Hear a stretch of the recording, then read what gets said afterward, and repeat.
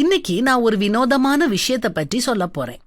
நம்மளை சுற்றியுள்ள மனுஷங்களுடைய உடலும் மனமும் நம்முடைய கட்டுப்பாட்டுக்குள்ள இல்ல. ஆனாலும் அவங்கள நாம நம்முடைய கடினமான வார்த்தைகளாலும் செயல்கள்னாலும் மாற்ற முடியும்னு நினைக்கிறோம். நம்முடைய உடலும் மனமும் நம்முடைய கட்டுப்பாட்டுக்குள்ள இருக்குது.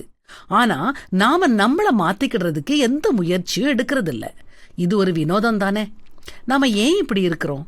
இப்படி நம்ம நினைக்கிறதுக்கான அடிப்படை காரணம் என்னன்னா, நம்மளை சுற்றியுள்ள பிறர் மாறுனா நம்முடைய வாழ்க்கை மகிழ்ச்சியா மாறிடும்னு நாம நினைக்கிறோம். இது எப்படி இருக்குதுன்னா, அடுத்தவங்க சாப்பிடும்போது நம்முடைய உடலுக்கு வலு கிடைச்சிரும்னு நினைக்கிறது மாதிரி. சுருக்கமா சொல்லணும்னா, நாம வாழும் விதத்துல 2 தவறு இருக்குது. ஒன்னு, மற்றவங்க மாறினா நம்ம வாழ்க்கை மகிழ்ச்சியா மாறிடும்னு நினைக்கிறது. 2வது, மற்றவங்கள நம்மால மாற்ற முடியும்னு நினைக்கிறது.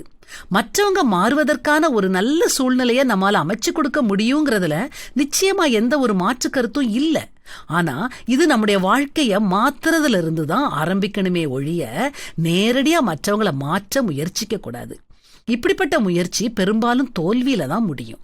உறவுல சிக்கலை ஏற்பட்டுரும். அதனால நாம எதிர்பார்க்கிறது மாதிரி ஒருத்தரை நாம மாற்ற முடியும்னா அது நம்மள மட்டும்தான்.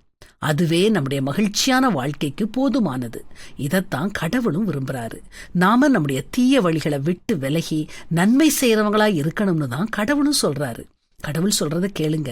துன்மார்க்கன் தான் செய்த துன்மார்க்கத்தை விட்டு விலகி நியாயத்தையும் நீதியையும் செய்வானேயாகில் அவன் தன் ஆத்துமாவை பிழைக்க பண்ணுவான். அதனால நம்மள நல்வழிப்படுத்த முயற்சிப்போம்.